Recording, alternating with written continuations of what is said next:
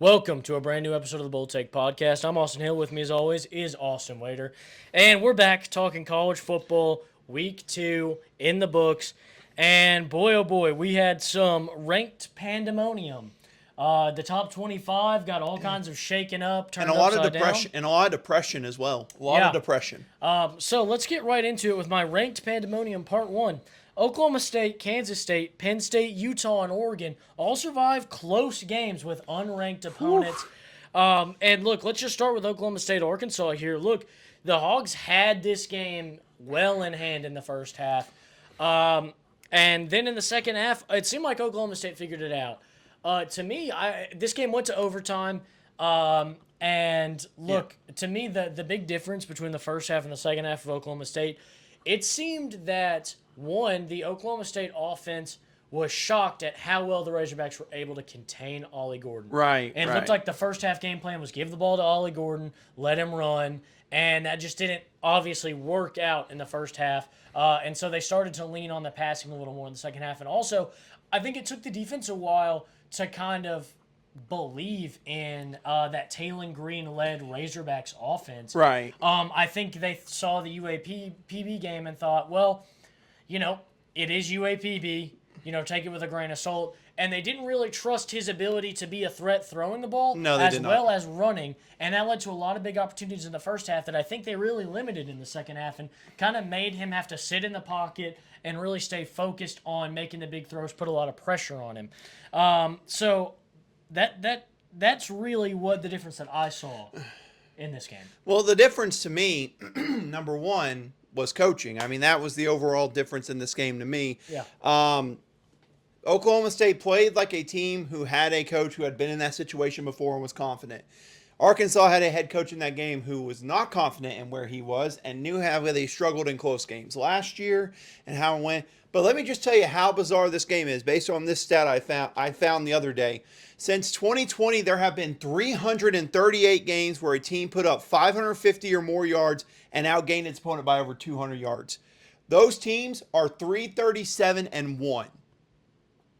337-1, and the average score is 53-15. I don't know what to say to that.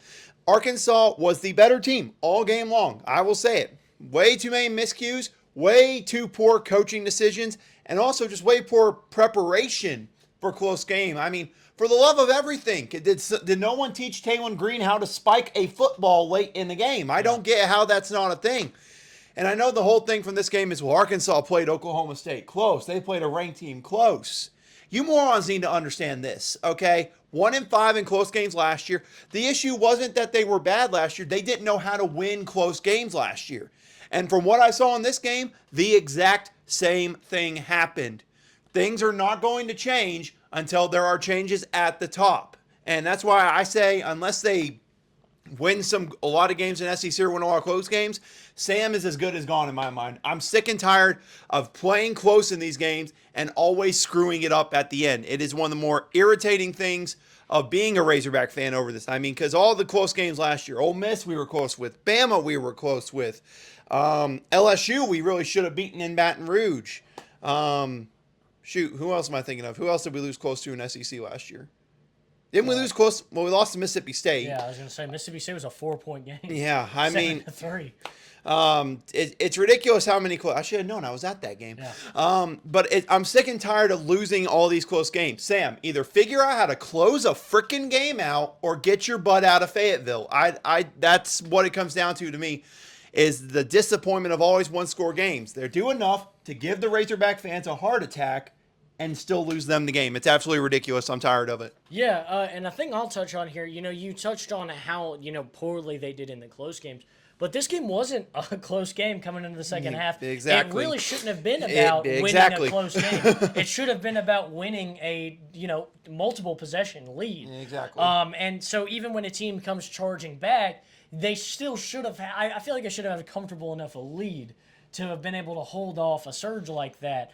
But I think at the end of this game, we saw really how great of a talent Ollie Gordon is.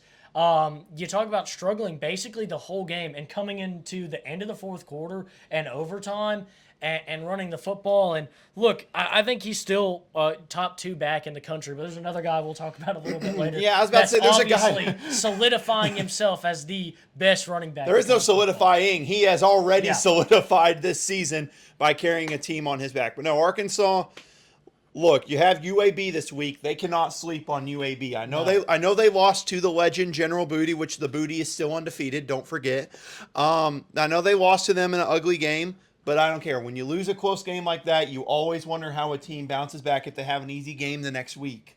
Yeah. So they need to be ready. And then after that, hope you're ready for some fun. You got SEC play getting underway. You got a lot to go there. In Oklahoma State, y'all need to work on I would say getting off to a better start probably in that, because that happened in the South Dakota State game. South Dakota State was close to them for most of that game, and they were able to finish that game strong. Absolutely. A little touch on this K-State game. I almost talked about this as a game preview last week. The episode ended up going a little bit long, so it was one of the games I thought that I would cut and not talk about. But look, this is a Tulane team that I picked to go to the college football playoff this year. This is a Tulane team that in a 12-team playoff the last couple of years probably would be in the 12-team playoff. But look, this is a talented team, and they played at home, which is a huge benefit to them, and they were leading K-State most of this game. But then we saw exactly what K-State sees in Avery Johnson, why they were willing to be okay with letting Will Howard go on to Ohio State and let this youngster take over. He's talented, he's a threat, and boy, if this K-State offense can play the way they did in the second half against Tulane all year round, they've got to be the favorite to win the Big 12. I mean, you would see it like that. But first I want to give a shout out to Darian Mensah, I think is how you pronounce the name. That freshman QB for Tulane, he the truth. He is going to be either really good at Tulane for this career or wherever he goes in the transfer portal in a year or two. Either one. But you're absolutely right. I mean, for the most part, Tulane dominated the first half. It had control. But then you saw, along with Avery Johnson, that Kansas State defense forcing some turnovers. Did they get away with a questionable call at the end? That I'll leave that up to you to decide. But they showed the perseverance to come out and win, similar to like Ole Miss did whenever they went to Tulane. It's a tough place to play against the Tulane team. But they were able to get the win, like you mentioned. They keep on winning, and they probably play in the game of the week on Friday night. Yeah. Then we've got Penn State, and I thought this was a Penn State, just a typical James Franklin Penn State game. I thought so, too. Bowling Green winning this game, again, kind of similar to Tulane, winning this game for a lot of it. But again, huge props to the Penn State just the Nittany Lions in general. They stepped it up and got the job done. But I mean, we saw some scares this week. It was honestly shocking how close Penn State played Bowling Green. Now Kansas State, look, like I said, almost covered it as a game preview last week. A game I was really interested in. A team I'm really invested in Tulane. I could see that game being close. This Bowling Green team, no disrespect to them, I did not see this being a close game with Penn State whatsoever. No, me neither. I mean, whenever I was keeping track of it, because I was obviously watching the Arkansas game whenever it was going on, I was keeping track. I'm like, no, don't. After all, we just hyped you up last week. You're not going to do this 1 week later to Bowling Green. But the defense did its job in the second half. Held them to only 3 points in the whole second half. Got a couple of turnovers, and they were able to get the win. I mean, they ran the football well. Drew Aller, I will say, attacked the ball. Not as great down the field against them. But people got to remember, this is a veteran Bowling Green team. I mean, their quarterback, Connor Bazelak, that's a name that should sound familiar to a lot of people. Former Missouri quarterback. Yep. So, yeah, listen, this is a veteran Bowling Green team. I mean, Penn State was a 34-point favorite in this game, and by the skin of their teeth. So, I mean, they only scored 34 points in this game. They would need to hold Bowling Green to nothing to even have it to get you a push there. So, but Penn State won. But boy, oh boy, they can't let that happen again. The defense has got to be ready from the get-go, as well as the offense got to be clicking. And then we go to Utah, and look, this game was really more close on the scoreboard as opposed to like overall close. But the big news for Utah, look, winning this game early, they looked in control. Cam Rising gets an injury. Yep. And now I don't know if you've seen the development of this He's injury. out for this week, right? Out 6 to 8 weeks with, they think he's got tetanus in the cut on his hand. Could miss 6 to 8 weeks. Utah is already filing for another medical red shirt. Oh, my gosh. In preparation that Cam Rising might miss the rest of this season. Oh, they do this every year. Yeah. Oh, I did not hear about that. Yeah. I knew he was out this week against Utah State, which I kind of expected. The cut in his hand, they think it has tetanus, and that would cause him to be out 6 to 8 weeks. Okay. Well, Utah, the defense, Yeah. good in this game. Isaac Wilson came in at quarterback. I don't know if he's related to Zach Wilson. It would be kind of funny if he was. But the Utah defense, it's just going to be the same stories last year. This Utah defense is going to have to carry them throughout the year because I don't know if this offense can. And now, I mean, if what you're saying is 100% confirmed and true, as if we thought this Big 12 was already not wide open, it just got even more open. Yeah, a team that looked like they were going to come from the Pac-12 and be a top dog, and now if they can't have their starting quarterback and they can't find some rhythm, they could be in trouble. Speaking of, how about the Pac-12 making some news last night? Yes. Making some news, trying to get some new members. Who is it? It's Boise State, Colorado State. I'm trying to think. Fresno State. And then there was one more. I'm gonna figure it. I'm gonna look it up. San Diego State. Yes, thank you. But yeah, the Pac-12 said I lived. You're barely living. You're doing exactly what we all said you should have done, which was merge you and the Pac and the Mountain West together. I mean, I think that's word for word what we said whenever it was very clear that this conference was going down. But no, I think it's the right move for all those schools. Everyone gets to move a step up. You know, the Mountain West is considered probably the one of, if not the most elite group of 5 conferences, right there with the American Conference. So it's a good move for those teams, at least to me. Yeah, I agree. And then finally, let's talk about Oregon. I've got some thoughts on this game, but first off, I'd like to hear your thoughts about Oregon versus Boise State here. So number one, I am still mad this game was on Peacock, even though I got to watch the game. I'm still mad that it was on Peacock. Yeah. Look, this Oregon team, I just don't know still. I mean, at times that O-line was still an issue. At times Dylan Gabriel struggled. They struggled running the football, and also they could not stop Ashton Jeanty. Now, quarterback-wise, they didn't have to worry about Boise State throwing the ball. Madsen, I think is the last name. Yeah. I'm not going to lie. I'm impressed he beat out – who is the USC freshman he beat out for the Boise – Malachi Nelson, I think is the name? Yeah, I think so. If he played like he did in that game and he beat him out, then I'm kind of impressed and also worried about Malachi Nelson. Yeah. But no, Ashton Jeanty basically carried Boise State on his back in this game. Oregon had kick returns. They were getting turnovers and taking score. You're like, okay, maybe this is where they pull away. And Ashton Jeanty's like, hold on, let me get a 30-yard run, 20-yard run, then we get a 10-yard touchdown. I mean, he controlled this game himself and gave Boise State a chance. They just did not have the ball last. That's what hurt them in this game.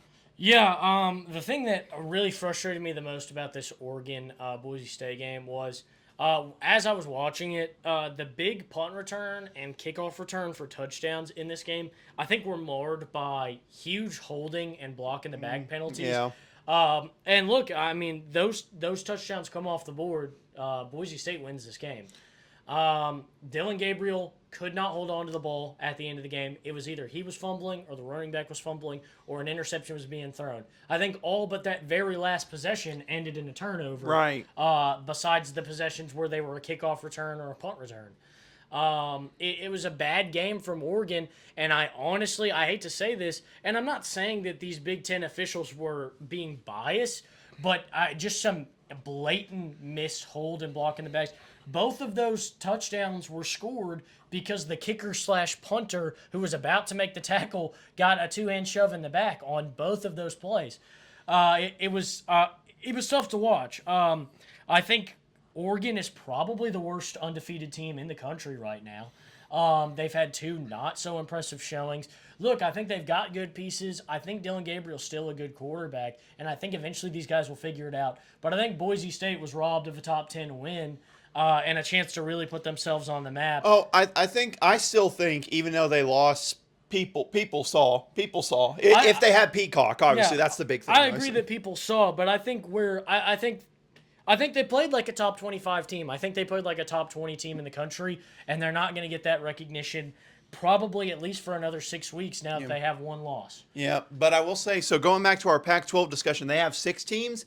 According to the NCAA bylaws, there needs to be, in order to be classified as an FBS conference, they need at least 8 schools as a member. So the Pac-12 is still looking for 2 more members. Cal and Stanford, y'all still could come back and make the conferences make sense again.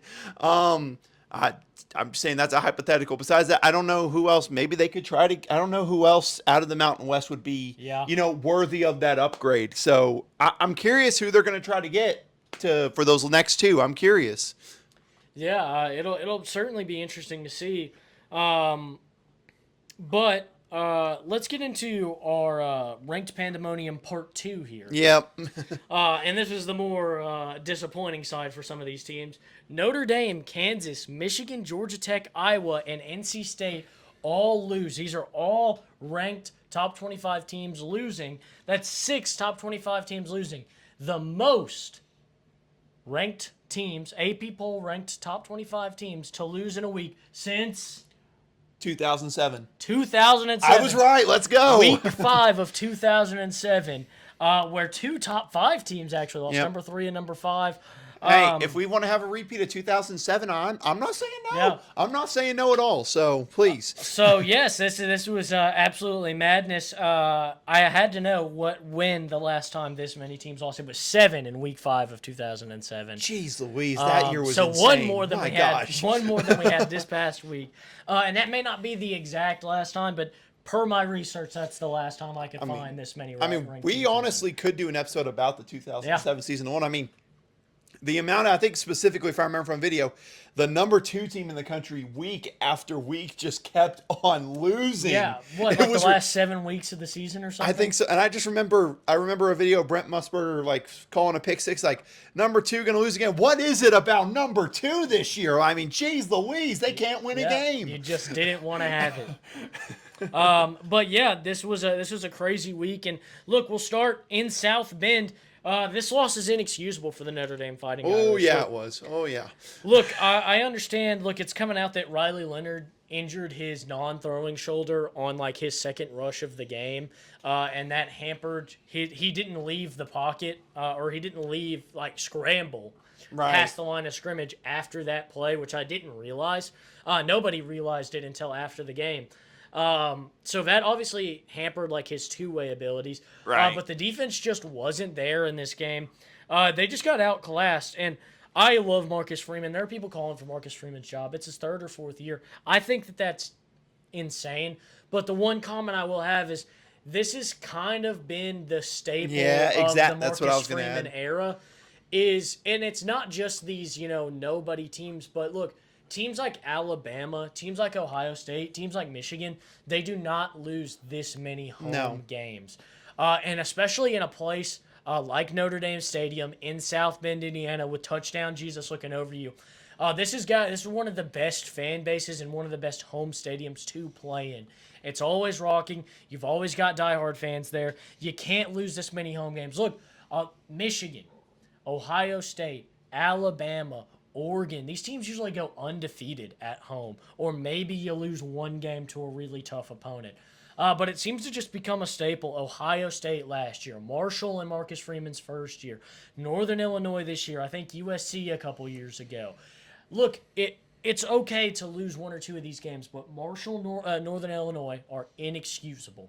Neither of those teams finished, Northern Illinois might actually make the call. This is a huge win to help them make the playoff. Just a tad bit. If they can win the MAC, this is a massive win to get that number 12 spot, especially with, like I said, Boise State. This is why I'm so upset about Boise State losing this Oregon game, is if Boise State has maybe, more losses or the same amount of losses at Northern Illinois, you look back at this week, both of them playing a top 10 team in the country, and Northern Illinois comes out on top and Boise State comes out on the bottom. Guess who's probably going to get that number 12 spot? Probably Northern Illinois. But look, I was impressed by Northern Illinois. They were fantastic. They came out, they were not phased. Even down the stretch when Notre Dame started to kind of lock in, keep this game close, they got the job done. Walk-off field goal, practically. Notre Dame had a chance, not much of one, but they had a chance. Look, it goes to show me, really. I said, what will they say now last week after we beat Texas A&M. Right. But look, there are still obviously things to overcome. I'll say this. It's not impossible. You win out. You hope USC has a really good year. Yeah. You beat them at the end of the season, and you've still got, a relatively decent shot at a college football playoff spot. I will say Look, they need all, if it does happen where they're 11-1, they would need some favorites in those conference championships all to pretty much win to give them a chance. Because if Absolutely. the favorites lose, then it could be tough for them. And I think this. I'm going to say this. I think USC has to be in the Big Ten championship. I think they have to beat a USC team that goes to the Big Ten championship. Right. I think if they're 2 or 3 losses, especially in Big Ten play, and they're not going to the Big Ten championship, even if they're ranked, I just don't think that win means as much. You need USC to be as good as possible coming into that last week of the season because there's nobody else on the schedule. Georgia Tech just lost this week, which we'll talk about in just a second. Florida State obviously has had the rough start. They're going to be treated as nobody throughout the rest of this season. This is really the best team. Louisville could be one. Could rise up, but you really need a team like USC, I think, to keep where they're at and keep winning, so that's the best win possible. But yes, they put themselves in a very tough spot. Yeah. This upset. Well, number one, this game was just an ugly game. Yeah. Just overall, it was ugly, which was really in Northern Illinois' favor. But look, the game kind of flipped. Y'all scored that touchdown, I think, third quarter? Like, y'all went right down, scored, and took the lead.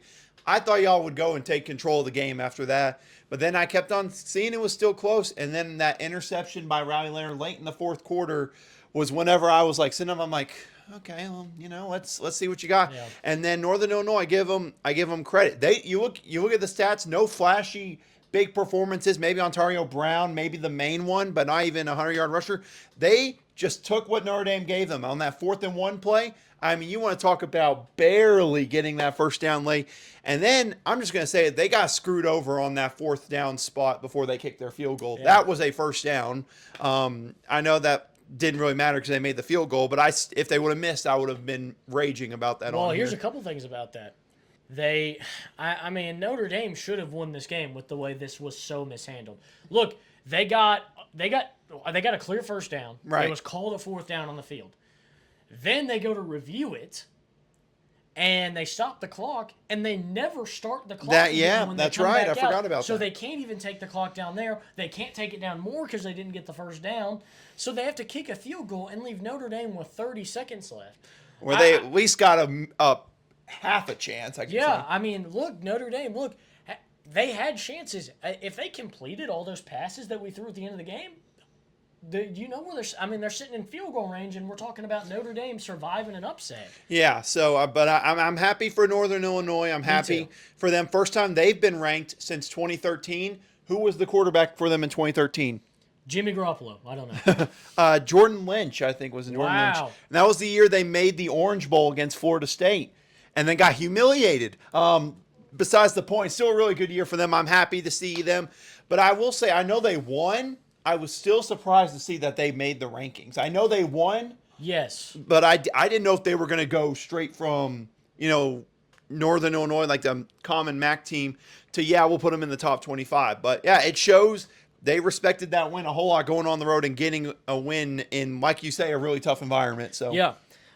Then we had Kansas falling in Champaign to Illinois. And look, this just came down to the turnover game. Jalen Daniels could not hold on to the ball. And a certain someone who we'll talk about a little bit later, or we can talk about him now too. Yeah, go ahead and talk about him. And Xavier Scott had a fantastic performance, 2 interceptions. One of them he took back to the house. forced a fumble too. Don't forget about that. Just an unbelievable performance by this Illinois defense that's showing maybe there's a little bit more to respect from the Fighting Illini than we initially thought coming into this season. Yeah, see, I don't know how you feel about this one because I know you had Kansas. Did you have them winning the Big 12 title or making the Big 12 title game? I had them winning the Big 12 title, I think. I knew it was you at least had them pretty high up, but also Illinois got a huge win, so I really didn't know how you felt about this game. I was like, I didn't know how you would feel. I honestly kind of hate it because I know Illinois is going to suck in Big Ten play, and now this might have ruined Kansas' season. So it really did nothing for me. It's going to get my hopes up for Illinois to be good, and it's going to ruin Kansas' season. So it's a lose-lose situation there. But no, you're absolutely right. The turnovers were the difference. Jalen Daniels just kept on turning the football over, struggled throwing the ball. I mean, they ran the ball somewhat solid in this game, but, I mean, Illinois had control throughout most of it. They controlled the clock throughout. And like I said, the pick six truly was the difference. Yeah, we're going to talk more about him later, I think. Yeah, absolutely. Then we had Michigan getting stomped in the Big House. Look, this Michigan team stomped on them and then spit on them too. Yeah, and it's kind of funny that I just mentioned Michigan as a team that usually has a pretty good home record, but they were embarrassed by Texas. And look, I think Texas was the better team coming into this game. Right. I did not think that they were this much better, especially with the way Michigan's defense, again, after in that Fresno State game, came alive in the second half and really started to run away with that game. I definitely thought that they could keep it close. Yeah, I felt perfectly confident Texas was going to roll in this game. Mainly, based on what I saw from that Michigan O-line, I didn't really see how they were going to do any better against Texas if they were struggling with Fresno State. I mean, I watched this game. I kept on this game for maybe 5 or 6 minutes, and then I quit paying attention to it because I knew Texas had this game wrapped up. It was an ugly football game for Michigan. They had turnovers. They literally could not turn the football over. And then once Devin Warren made that interception, I was like, well, this game's over. Texas is just going to run away with this thing. Quinn Ewers keeps on rising up. Maybe he's entering the Heisman conversation. Yeah. There's an argument to be had there. But I also don't think, I know people are like, Texas went on the road and beat this Michigan team. Really impressive. At the same time, I wouldn't say it's the most impressive. Now, however, they are ranked number 2, and they got to play number 1 here in a couple of weeks. And boy, oh boy, for just storyline narratives, I would love if they both stayed 1 and 2 until that game happens. It probably won't happen because if based off the stat you had about the 2007 season, it might not happen. But I would love a 1 versus 2 matchup in Austin between Texas and Georgia. I mean, it would be like the buildup we had for Tennessee and Georgia, where we're just waiting multiple weeks for that game to get here. Yeah, and you talk about this game, and look, this is exactly what the SEC set out to do when they added Texas and Oklahoma, was have big games like these, playoff games in the regular season, and we get one in the very first season. Georgia Tech falls to Syracuse. Look, this was just an ugly game for Georgia Tech, and Syracuse really may have unlocked some potential in Kyle McCord. I was really impressed with the way he played in this game. Yeah, as someone who has said on record on multiple shows that I didn't think Kyle McCord was good, he kind of made me not be able to say that this week. He had a good game against Georgia Tech. But yeah, credit to him and Syracuse. Listen, I'm not saying Syracuse is going to be really good, but they went and beat a ranked opponent, so that's got to help build your confidence up. And like we talked about, this ACC, I mean, if no one wants that second spot, I mean, SMU, who was a dark horse, I mean, they lost to BYU on Thursday. And they already benched Preston Stone in favor of Kevin Jennings. So the second spot for the ACC title game is like, who wants it? Whoever wants it can have it. And I mean, you never know with Syracuse. You never know, but they have to continue to play well in this game. They really almost blew this game. It was a blowout for most of the game. Georgia Tech almost came back. Yeah, and the question is starting to beg to be asked: is Ryan Day a bad coach? It's not begged. I've said this since 2020 or 2021. Whenever I got threatened by Ohio State fans that I was some clown on the internet, and other words that I can't say on this show because this is family friendly, or at least we try to be somewhat family friendly. Then we've got Iowa falling to Iowa State, and look, honestly, I thought that I don't know how Iowa lost this game. I really don't know. But coming into this game, I really thought that Iowa State was a top 25 team, and I think they went out and they earned that distinction. Yeah, I mean, but based on how the game was going, like third quarter, I don't know how Iowa lost this game. Credit to Iowa State and their freshman kicker, who I'm going to say his name, or at least attempt to try to get his name on here, because he deserves the credit for it. Kyle Conradi, I think. Kyle Conradi. Okay, there you go. Another wrong name for the books. I'm trusting you on this one. Made that 54-yard. He's a redshirt freshman from Iowa, making a 54-yard kick to win them the game at Kinnick Stadium. I mean, it was a phenomenal kick. And yeah, I mean, this is a tough, gritty Iowa State team. And like we talked about with Utah, we both said, look, this Iowa State team is a bit of a dark horse for that Big 12. If, like I said, if that Cam Rising thing is true, they could be entering in that conversation. Yeah, absolutely. And then finally, this is probably the least surprising of all of these. NC State fell to Tennessee. Oof. Look, they were the number 24 team in the nation. They were facing number 15. This wasn't really a surprise outcome, but still another top 25 team to fall. Yeah, I mean, I use this as one of my bets of the week for Tennessee. The only bet of the week that hit for me. Thank you, Tennessee, for not letting me go 0-3. But I mean, this is just flat out domination, kind of like we anticipated coming into the game. And listen, I mean, all the hype about Tennessee quarterback, I get that. But this Tennessee defense, I'm telling you, is elite. Probably the best defense that Josh Heupel has had since he was there. I will say this is probably the most balanced Tennessee team he has had since he's been there. As crazy as it is to say, and similar to what we talked about with Texas and Georgia, look, they still host Bama, and then they're at Georgia. So I mean, it really could go either way for this Tennessee team. They're very talented on the defensive side, unlike a few years ago whenever Hendon Hooker was there. So very complete team. I'm excited to see what they do the rest of the way in the SEC. I hate that Arkansas has to play them. Yeah, that's going to be a tough one. Now let's take a look at this top 25, and we'll start with the top 5. Georgia sits at number 1. Texas shifts up to number 2. Ohio State down to number 3. Alabama stays at number 4, and Ole Miss makes that move to number 5. And look, this is I like the move for Texas. Look, you beat a team that's ranked in the top 10. You deserve the shot to move up to number 2. Right. And then as far as number 5, I bet this feels good for Ole Miss. Look, they got jumped over by Notre Dame last week from moving up from 7 or 8 to 5. And now they finally get to move into that top 5 with the Notre Dame loss. So I'm sure Ole Miss fans are happy about that. Oh, yeah. They got to be happy about that. And listen, I just think it's wild that we got 3 who am I kidding? 4 of the top 5 are SEC teams. Obviously, last year that wouldn't have been the case with Texas being in there. But, I mean, it's just wild to me to see Ole Miss and a certain other team who is right there not far behind them in the top, right at number 6. Then we have Missouri sitting at number 6, Tennessee at number 7, Penn State at number 8. Oregon drops down to number 9. That's good again. And Miami up to 10. And so all the U. Yeah, they're in the top 10. We're officially a Miami Hurricanes podcast and a Missouri Tigers podcast. Both our teams are in the top 10. You can't say anything about it. You can't say anything about it. So really, I think we may have hitched ourselves on the right team this year. But look, Oregon falls more spots. They've done nothing but tumble in the AP poll this season, and they're 2-0. And rightfully so. Rightfully so. Look, this just hasn't been an impressive team. But now's the time to wake up. Oregon State's been playing good football, and so is Washington State. Both of those teams will face their rivals who shipped off for the Big Ten this coming weekend. How funny would it would be so funny. Yeah. It would be so funny if both of them happened. So, and they're both playing well, so it'll be fun to see. But look, I like Miami coming in the top 10. I think they absolutely deserve it. And I don't.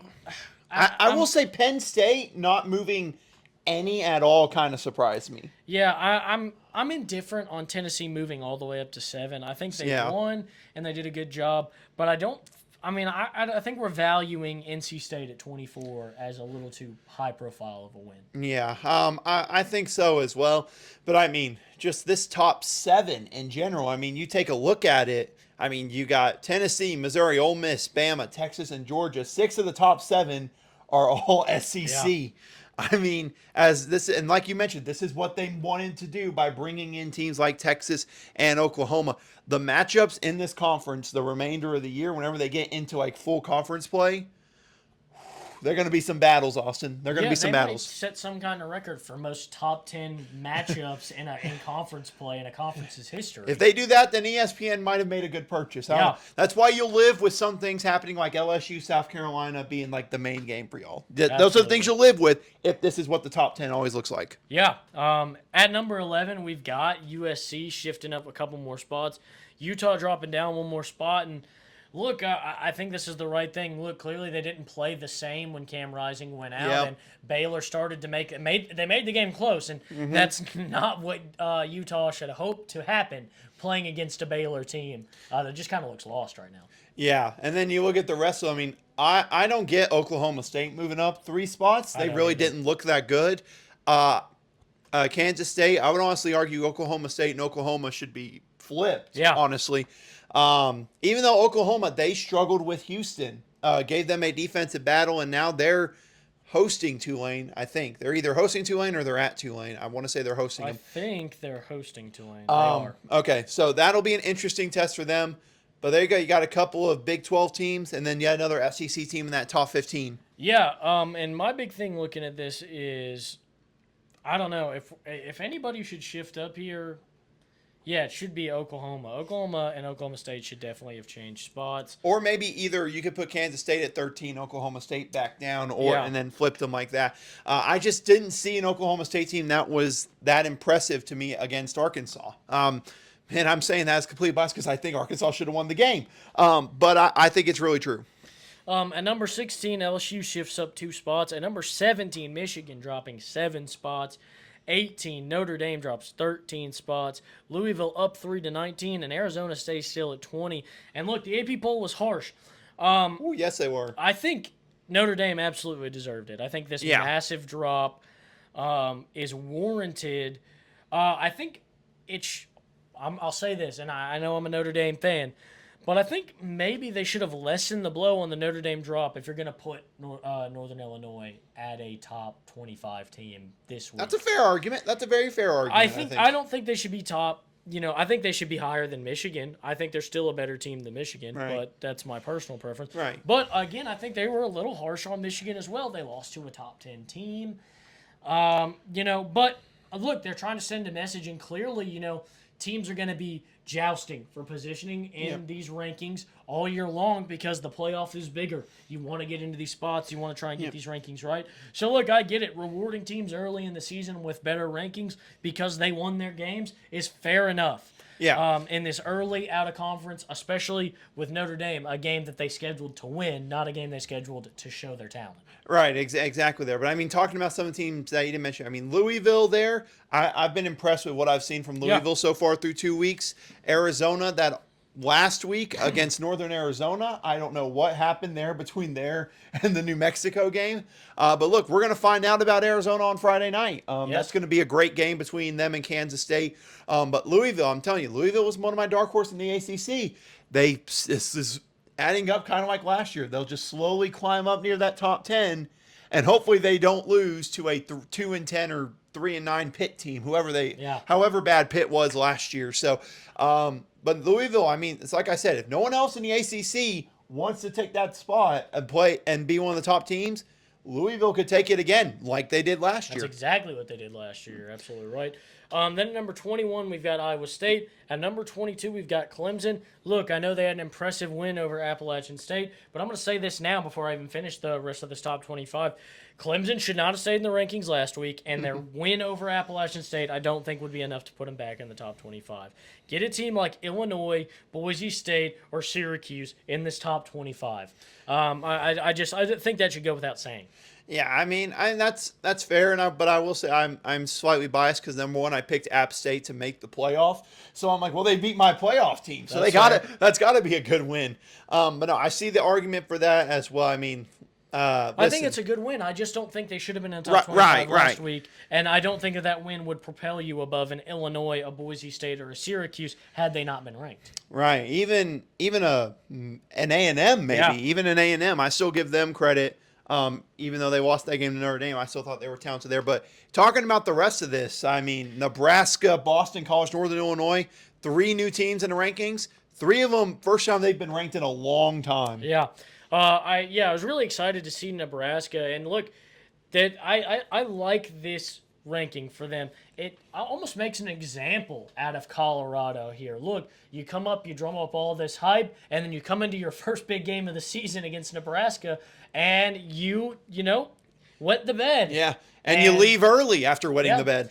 And Nebraska showed out and showed how talented of a squad they are against a team that's going to have some NFL draft picks, some guys that may a guy that's maybe going to be in the Heisman talk Yep. come the end of the season. I mean, Matt Rule is one of the best rebuilders of a college football program. He's one of the best coaches in college football. I mean, it's incredible what he did. Number one at Temple, going from his first year there to winning the American.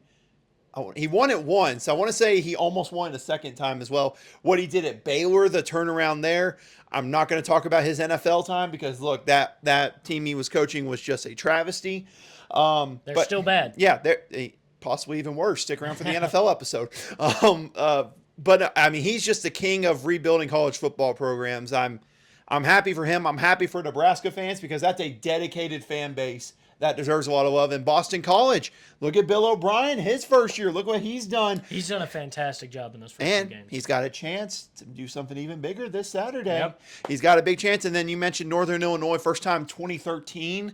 And like you said, I mean, this sets up where right now, if the season ended today, they would be that 12 seed in the college football playoff. And I think this is a huge ranking, not just by the AP poll, but just in general. Look, it usually takes a long time in a college football season for these group of five teams to start That's what I was sprinkling thinking. in. You almost never see them in the AP poll before No. the college football playoff comes out. And then the college football playoff usually waits till the last couple weeks when we're starting to decide that New Year's Six bowl that the group of five teams are going to be in. Right. They start to kind of trickle in. And as we start to see some of these good teams and good conferences get 2 or 3 losses, these teams start to kind of rise up. So this is absolutely massive to rank a Northern Illinois team with the 12-team playoff, knowing that a group of 5 team is going to get at least one spot. Yep.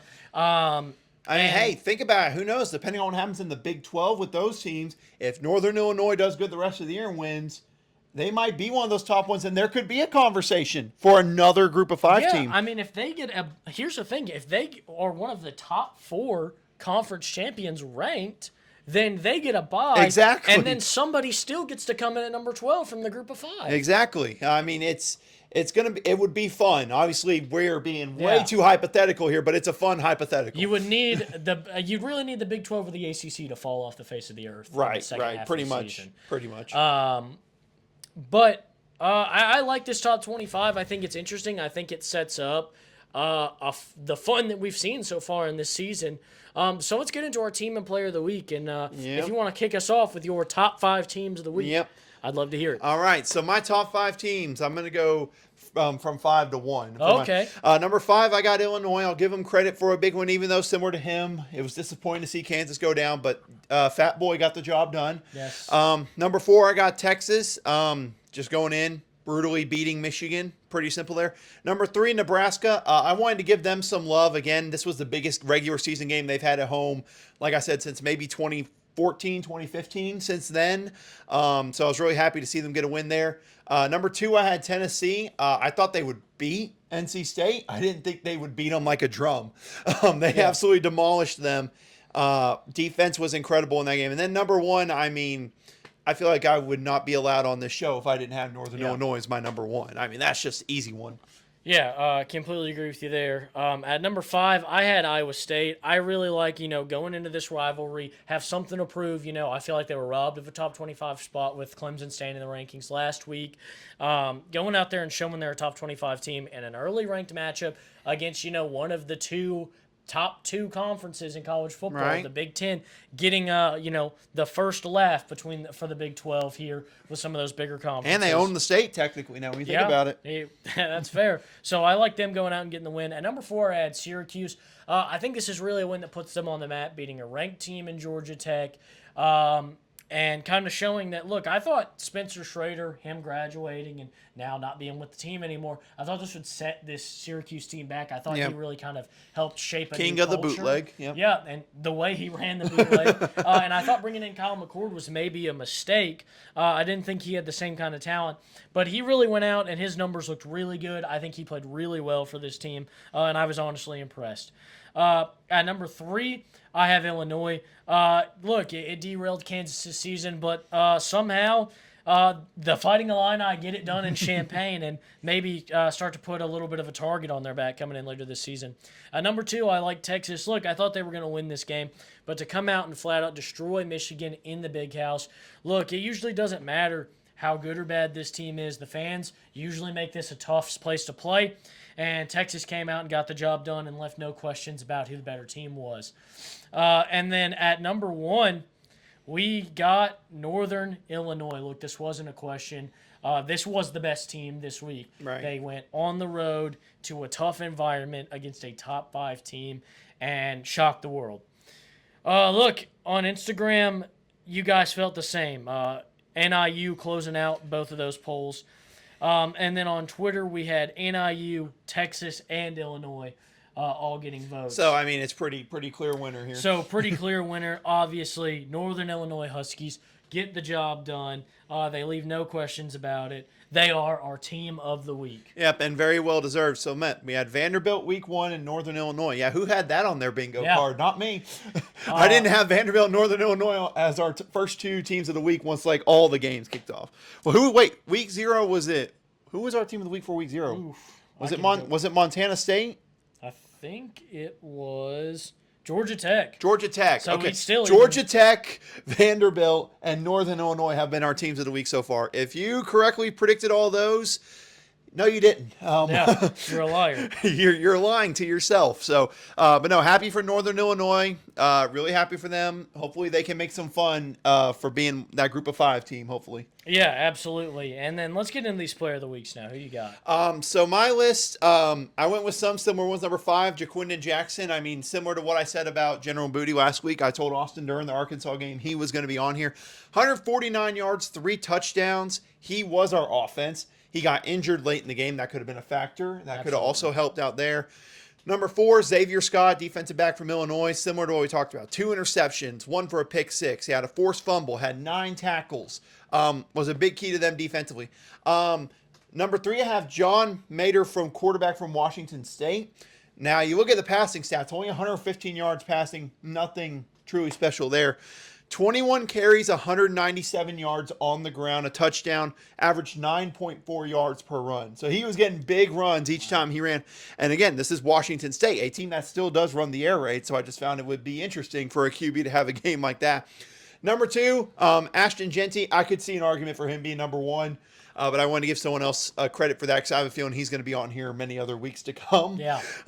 25 carries, 192 yards, 3 touchdowns. Basically carried Boise State on his back that game. And then number 1, I got a fun one, Cam Scatabo. That is how I think you pronounce it, at least how they pronounce it on ESPN. So if ESPN pronounced it wrong, I'm not the only one who pronounces names wrong. So 33 carries, 262 yards, 7.9 average per run. Didn't get in the end zone. I was offended he did not get in the end zone. But he was the bell cow for Arizona State in their win over Mississippi State. So I had to give him some love.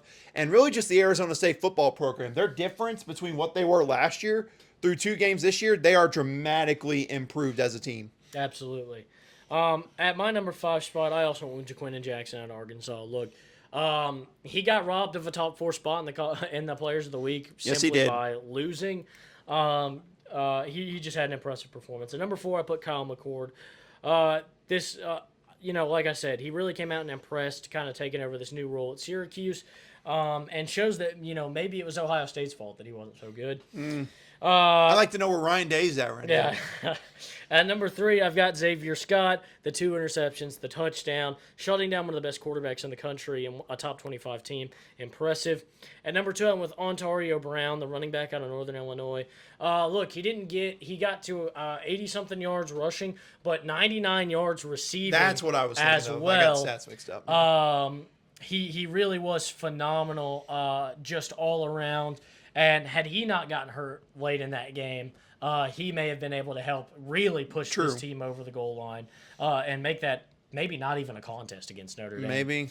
And then at number one, maybe the first time in the history of the Bull Take podcast this has ever been done, player on the losing team, the number one player of the week. Rightfully so. Ashton Jeanty. Look, the stats speak for themselves. The talent is unbelievable. He is putting himself at the forefront of the Heisman conversation right now and putting Boise State right in the national spotlight. And I mean, just think about it from a historical context. I mean, number one, they really don't give it to running backs a lot anymore. Yep. And number two, just from a group of 5 level to be up there and that well, I mean, it's incredible. Absolutely. But when we look at social media, this tells the story. I was about to say, it was ridiculous. It was a no-brainer. A clean sweep on 4 polls. Yeah. Ashton Jeanty is the player of the week. I think the first time a losing team's player has ever been the player of the week overall. Yeah, and like I said, a well-deserved one. I mean, was phenomenal. And if Boise State makes it to the college football playoff this year, it will be because of him. Absolutely. And you look at our all of our player of the weeks, 2 Ashton Jeantys and a Adam Jones. That from Montana State. That's who I was thinking of for that one. So 3 running backs to start the year. Can anybody else step up and quarterbacks? stop them? What are we doing here? Come on. It looks like Ashton Jeanty might starting to be running away with that Bull Take Podcast Player of the Year. He might have already ran away with it, if I'm being honest, because you look at the games. I mean, that was against Oregon in this game. Yeah. Think about whenever they still got to play their Mountain West Conference games. Not to be mean to those defenses, but they got to try to stop Ashton Jeanty. Yeah, I mean, that's going to be a tough challenge. Oregon used the transfer portal to craft, a good defense. Some of these teams in the Mountain West are not going to have good defenses. So something tells me he will be on here. If he's on here 2 more times this year, he's player of the year. I don't care. It might as well just be guaranteed at that point. Yeah, because then when we come to voting at the end of the year, he's probably going to get votes from both of us there. Yeah. It really will be, fun to see kind of how this season shakes out. But Ashton Jeanty is on a tear. If he makes the list 2 or 3 more times, that's going to be a lot of points. Yeah. And then if he wins 1 or 2 more then times, then it's over. It's over. Yeah.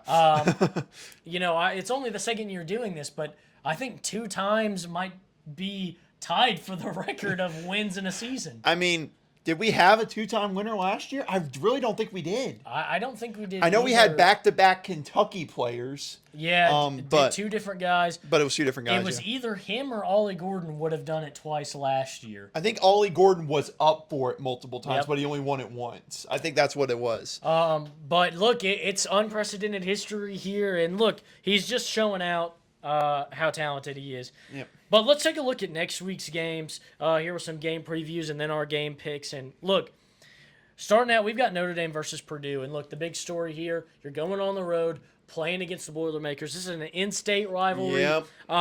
Look, Riley Leonard's hurt. He may not play. Steve Angeli might be the starter for Notre Dame. I'm glad you knew the backup's name because I didn't. Unfortunately, I do know who our backup is. I wish I didn't know he existed because he's not that great. We'll see how Steve Angeli does. Like, it'll be interesting to see what happens in this Notre Dame game, but it's time to respond. You go on the road, you play Purdue, you've got to show up. No matter who's at the starting quarterback, you've got no excuses. Win this game or go ahead and kiss this season goodbye. Yeah, I mean, well, let me just say this will be a defensive game. You might as well. The over-under is currently at 45. You take the under, and you take it now before it gets any lower. This will be a defensive battle. Purdue, a very solid defense. Notre Dame, we've already seen, a really good defensive unit. 2 offenses that are kind of questionable at the moment. But obviously the key is if Riley Leonard doesn't play, listen, we talk about his passing being a problem. His running ability is what helped them win that game against A&M. If he's not in and they're not able to maybe have that same elite running quarterback in there, that could cost them on the road in Purdue. And for Purdue, it's all about Hudson Card. This is a guy who, never forget, was at Texas. Everyone thought he was the next big one. Then Quinn Ewers comes in, takes over for him. Now he's been at Purdue for now his 2nd year. How will he perform against this Notre Dame defense in that 2:30 CBS slot? Yeah. And you talk about Hudson Card. He was supposed to be like the heir to the throne after Sam Ehlinger. Yeah, he was the one. Everyone hyped him up. Yep. But then let's take a look at Bama versus Wisconsin. And look, this would be a game for Wisconsin to try and get themselves back on the map. Yeah. They've kind of been, in the lower ranks of college football over the last couple of years. But look, second year for Luke Fickell. And look, he gets a chance to make a big name for himself and kind of remind everybody who he is. And Alabama, looking to get a big non-conference win to gear them up for the conference schedule up ahead because it's going to be a gauntlet. And I like that they didn't go too easy on themselves in this non-conference slate. Yeah, for environment in a stadium, I don't think there's one many better than, Wisconsin. It's not even close. But this game, for me, flat out, all honest, just straight honest opinion, I think Bama should run away in this game. It really shouldn't be a game, but something tells me going into the fourth quarter, it might be a close one, but then I expect Alabama to roll. For Wisconsin, it's very simple. Stop the run for Alabama. Make them throw the football. I know Jalen Milroe is still a very good passer, but you already have to pick one of the two to shut down and make him one-dimensional. If you try to balance it out, he's going to have a field day both times with it. And, I haven't been impressed with Wisconsin and this year or last year, and that's a shame because I had high hopes for Luke Fickell coming in there, and so far it hasn't really gone, I think, as he hoped so. But this is the first true test, I will say, for Kalen DeBoer, and they played South Florida close. I know the final score might not say it. That final score is a liar. This was a close game the entire time with South Florida. So this is the first true test. I wouldn't be surprised if Bama comes out slow, but I expect them to roll. Yeah, calling that game against South Florida a domination for Alabama. You clearly don't know ball. You clearly didn't watch the game. Clearly, because it was going in the fourth quarter, I believe, wasn't it 14-13? It was like a 1-point or like 3-point game. And it was, because it was 21-6. They was 42-16 final, so 14-13 tracks for that. So, if you just look at the score, you're like, oh, Bama blew them out. It's like, no, they didn't. No, they didn't. And now let's take a look at two SEC teams that are clashing 1-1, both looking to propel themselves back into that top 25 conversation and get themselves right in their first game of conference play. And that's Texas A&M and Florida. It's gonna be a fun one. Yeah, absolutely. I like the way this game looks, but like I said, Texas A&M right there. They've been the leading vote getter the last 2 weeks that hasn't made the top 25. So they're right there, and a win here would almost surely put them back in the top 25. You would think so. It'll be interesting to see. DJ Lagway is going to start at Florida, everything I've heard there. But I expect this to be a run-heavy football game, and both teams kind of struggled stopping the run through their games early this year. So it comes down to which team stops the run better and truly which quarterback shows up better, because Connor Weigman, we haven't really seen that for him at A&M so far this year. Yeah, absolutely. And this is supposed to be a big year for him turning it around. Remember the people who had him rated better than Taylon Green? You idiots. That was really funny. Y'all thought that. Then we've got West Virginia versus Pitt. And look, this game is going to be fun because these two teams do not like each other. They hate each other's guts. But this game being played in Pitt last year, it was in Charleston. So this year, the Panther fans get to show up and make some noise. And think about the game at Pitt 2 years ago. What a game that was. Wouldn't mind a repeat of that game from 2 years ago. But look, the hatred between these two makes this game so entertaining. Honestly, I'm contemplating taking the over on this game because I'm hoping there's a lot of points. Although it has gone up to 64, so I might not go that way. But I would not be surprised if Pitt won this game. The Pitt offense, they made a change. They brought in a coordinator from FCS, I believe. I don't remember where he's from, but I know he has made that offense look a lot better. So I'm expecting a fun game going on at Acrisure Stadium. Yeah. Force of habit. Then we've got Tulane versus OU. And look, last week we saw what Tulane can do against those top 25 Power 4 teams. Right. This time, though, they'll be going on the road into Norman. Is going to be a big test for OU. We saw how good this defense under Brent Venables can be when they scathed away with that close game against Houston. But now they're going to need that offense to show up to be able to compete with this high-powered Tulane offense. Boy, I think this one's going to be a treat. I think we're going to see another close game like we did Kansas State. I was contemplating it's not my bet of the week, but I was contemplating taking Tulane as my bet of the week. Listen, their quarterback play was really good. Their offense was really good. They just couldn't finish out the game, and this Oklahoma offense struggled last week. So I'm with you. And we saw whenever they last played each other, it was a really fun game.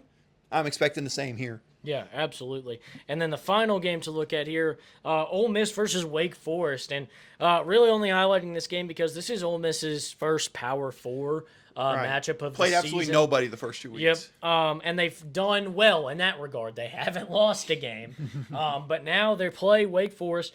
And look, I don't know if Wake Forest are going to keep this game close, but we're going to see, can this Ole Miss team keep playing the way they're playing against better and better competition as we start to get closer and closer to SEC play. Yeah, I mean, we're going to get closer and closer to it. And listen, this is going to be fun. I think it's going to be really, really fun to see Ole Miss finally play. And it's at Wake Forest, so you never know what kind of thing that crowd could get for them. But listen, I do expect Ole Miss to roll in this game.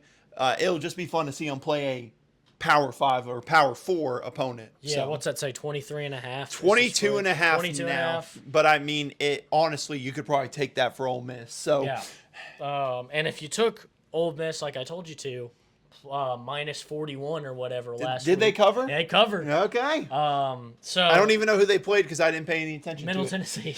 Oof. Okay. So All yes, right. they covered. But now let's get into these game picks, and we'll start with the heater on Friday night. Woo! That is Arizona versus K-State. So you guys got to watch this game because this is going to be a fun, action-packed game. Give us your thoughts, and who do you think's going to win this one? Oh, man, this is going to be a fun game for both teams. Arizona offense, I'm excited to see what they do against Kansas State. And this Kansas State passing game, I'm interested to see how it is. The passing game for Kansas State has not been the best so far through 2 weeks. And they're playing a defense that, look, is not the best in the world, so I'm expecting Kansas State to maybe look to pass the ball some. But I think this is a fun game. I think it's great. I kind of wish it wasn't on Friday night and was on Saturday night. But you take what you can get here. I'm going to take Kansas State in this game. I just think overall, I think they're the more balanced team.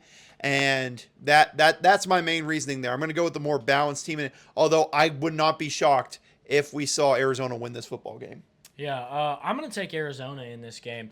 Look, I think K-State's looked great. I think Arizona hasn't truly been tested this season, but I think they come out, they defy expectations, and they get the job done against the Cats. Okay, either way, I mean, yeah, the Wildcats and the Wildcats going head-to-head. So the Wildcats will win this one. Yep. Then let's take it to College Game Day in Columbia, South Carolina. South Carolina. Yep. I was making sure that was the right city. I believe so, but then again, honestly, I wouldn't call myself a certified source. So, Yeah, but it's a fun place to go for College Game Day. First time they've been there since Reese Davis took over, so it's been a while. I think they said 2014, yeah, 2015 maybe. 8 or 9 years maybe. It's been a while, so it's very much needed for South Carolina. They've announced Dawn Staley going to be the guest picker, very well deserved for her. Absolutely.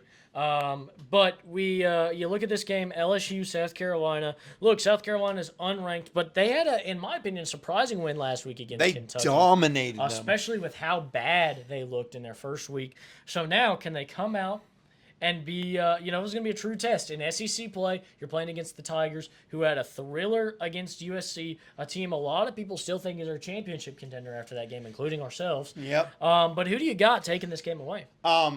Listen, I think that South Carolina crowd will be phenomenal. That will help them keep this game close throughout. But I'm going to take it with LSU. I still think LSU is far and away the better team. I would not be surprised this is low scoring because the South Carolina defense looked extremely good. But then again, the Kentucky offense looked like a 1920s offense, if you want my honest opinion. I'm going to take LSU, but I think South Carolina could keep it close, though. Yeah, I'm with you here. I like LSU. South Carolina would be a fun pick to see, but I think LSU will close it out here. I think they're going to struggle maybe later in their tougher conference games, but I think to start the season, LSU is going to be on the right foot. Yep. Then we've got Boston College at number 24 versus number 6, Missouri. This ends up being a way bigger non-conference matchup than anyone thought for Missouri. Boston College knew what they were getting into scheduling this game, playing against Missouri. This was going to be, a top team in the nation, at least coming in from last year. But for Missouri, they're getting a little bit more than they may have bargained for with this game. And I think Bill O'Brien has done a really good job at BC. But I think so far, though they haven't played anybody too tough, that Missouri defense definitely looks improved from last year, which was a big investment that they look to make this offseason. Yeah, that. But also, I will say their offense. If you watch them, they're good. Their offense is still good, but they're not an explosive offense. Yeah. They're a methodical offense, which is a very interesting thing. But Boston College, look, they're going to be a well coached team. This is going to be. I get the 16.5 point spread. I get it. I still would take Boston College, no doubt on it. So I think this will be a fun game. I think with the way Missouri plays and not being that aggressive offensively, that could lead to a strength, I think, for Boston College to have a chance in this game to cover. I'm going to take Missouri to win, but I will be rooting for Boston College, no doubt. Well, I'm the biggest Tiger fan this side of the Mississippi. Which is why you picked Boston College. On that. But I'm not going to pick Boston College. I am going to take Missouri, but I do think the big thing for Missouri, they need to lean on Brady Cook and throw the ball. They can't get lulled into this run, dominant, trying to control the clock game that Boston College likes to play. They've got the dual threat quarterback. They've got a solid running back who's really proven himself transferring over from Florida State. Yep. But I think they need to trust and lean on their strength at quarterback to win this game throwing the football. But I think they're going to get the job done. Absolutely. Then our last two game picks here. These would have been Pac-12 games last year and probably would have been played on rivalry week last year. But this year, they're played in week 3, and so we're going to pick them. Okay. We've got Oregon versus Oregon State. And look, Oregon has looked worse than advertised this year. And Oregon State has been impressive, as well as Washington State. Look, that Pac-2 looking fierce right now. Who do you got in this game? Well, I'll go ahead and just say both games since we basically kind of hyping up both of them. But Oregon State, this line for this Oregon State game is just mind-blowing to me. It's because they're a 16.5 point favorite, but if you watch them the first 2 weeks, you wonder how it's that high. Yeah. With all that being said, though, this is the perfect setup to pick Oregon. I think this is the best we'll see Oregon play this weekend because everyone's like, well, you haven't done anything the first 2 weeks. Y'all played like terrible the first 2 weeks. Y'all are going to get together. I think you see their most complete performance of the season this week, and I think they win big. And Washington State, I think this will be a fun one. I'm going to give an edge to Washington State in that one, mainly because I am a biased Washington State. I've always been a Washington State guy, so I'm going to roll with John Mater and this really fun Washington State offense. And plus the defense, I think, has looked slightly improved based on what they did against Texas Tech this past weekend. So I'm going to take Oregon to win the Civil War and then Washington State to take the Apple Cup. Okay. I don't think they call it the Civil War anymore, so let's cancel him. Cancel him. I think they did it for PC purposes. Fine, whatever. Fine. But you're not allowed to say that anymore. So canceled. Don't have any fun. That's you fine. You can't talk whatever. the rest of the episode. Okay, fine. But Oregon State. I actually like Oregon State in this game. I think Oregon State has really stepped up to the plate this season playing football. DJ Uiagalelei transferred out. This is kind of a younger, more inexperienced team. But they've played really good football up to this point. Oregon can't say the same. I think they come on the road to a fierce environment. A team like Oregon State wants to prove, hey, you think you can just leave us in the dust, dip for the Big Ten, and have no regard for us? We're going to come out and show you exactly what that means. I like that argument. I think Oregon State comes out and gets it done. It's why I'm also picking Washington State. Well, I think Washington State also has looked like the better team up to this point in the season. I think they keep playing good football. They get the job done, and they show the Big Ten exactly what they're missing. All right. I like it. So let's finally get into our bet of the week. And look, you've had a rough start to the season, betting-wise. If you're betting with Austin Wader, you haven't won much. You probably lost more than one in 4, I think. Yeah, 1-4. 1-4. And I'm 4-1. Listen, it's all about the ride. Yeah. And before we get into this, I have 3 ready if this guy tries to pull a fast one. Okay, I did prepare 3, but I wasn't going to burn all 3 unless you actually had 3 this time. I'll leave it up to you. Do you want to do 3 of them again? If you've got 3 ready, I'd like to go 3. Okay. I'm pretty confident in all these. All right, then let's do 3. So my first one I'm going to take, and this is one that I took on the other show, which I also am sucking in my picks on that one as well. I'm going to take, I don't know where the spread is at. I need to look it up on here. But it will be an game in the SEC, I will take Toledo minus 11 or plus 11.5 to go in and potentially win outright against Mississippi State. Okay. So that's I one of like my big that. ones.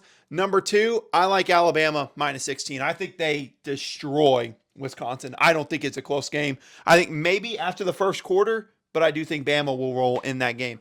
And then number 3, those are kind of interesting ones. Number 3, here's one I bet you weren't expecting. We're going to head over to the Big Ten. Okay. And we are going to take Indiana minus 3 against UCLA. I like Indiana. I believe in what Kurt Cignetti has done so far to start Indiana. They have a fun offense. And UCLA, listen, from the one game I saw them play against Hawaii, I didn't think they were that good. So I'm going to take Indiana minus 3 to go to UCLA and win that one kind of convincingly. So that's my 3 bets. Choose if you may to follow them. If you don't, I completely understand, but I'm going to be betting them. So yeah, I got to let him find his footing here first. Yeah. My bet of the week, I'm going to start in the Bama-Wisconsin game, but I'm not going to bet the spread. I'm actually going to bet the under 49.5. That was a good one. That's a good one. I think these two teams are going to try and run the football a lot. I think there's going to be a lot of time management. I think this game will be close for the most part. Bama does enough to cover the spread, though, right? No, they don't have to cover. Bama can cover the spread if they wish. It doesn't. 49.5. That's plenty of room if you pitch a shutout. Yeah.